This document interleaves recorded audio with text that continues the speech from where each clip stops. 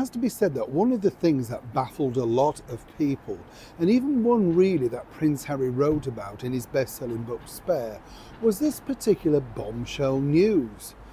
But as now a source tells me, Meghan Markle simply must have known, and this is the reason. As ever, let me explain.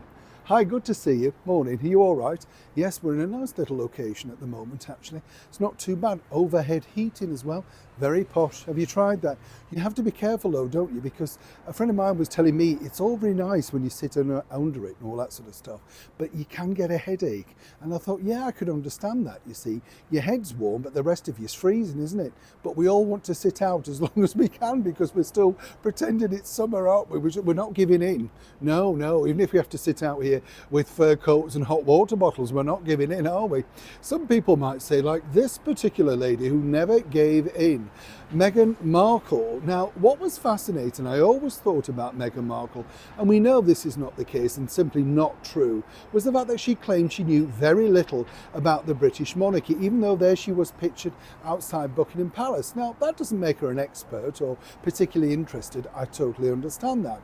But to say you wouldn't know who Prince Harry was, unless you were living literally in the middle of nowhere, how on earth would you not know who these people are? It simply doesn't make sense.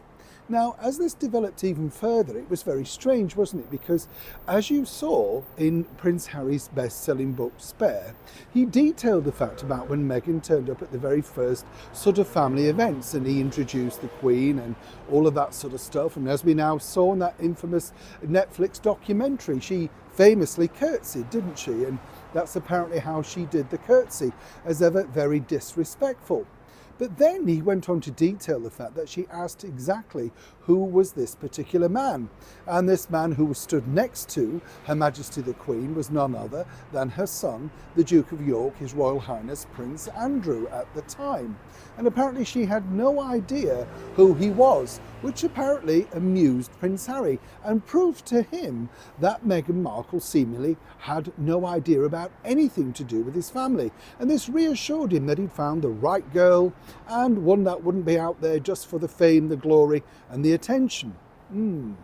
Forgetting, of course, that she was already friends with the Duke of York's daughters, Princess Eugenie and Beatrice. Very good friends, in fact, with Princess Eugenie. Now, according to a well-placed source who's been at various events with both of them around that time, this is simply impossible that Meghan Markle had no idea who the Duke of York was.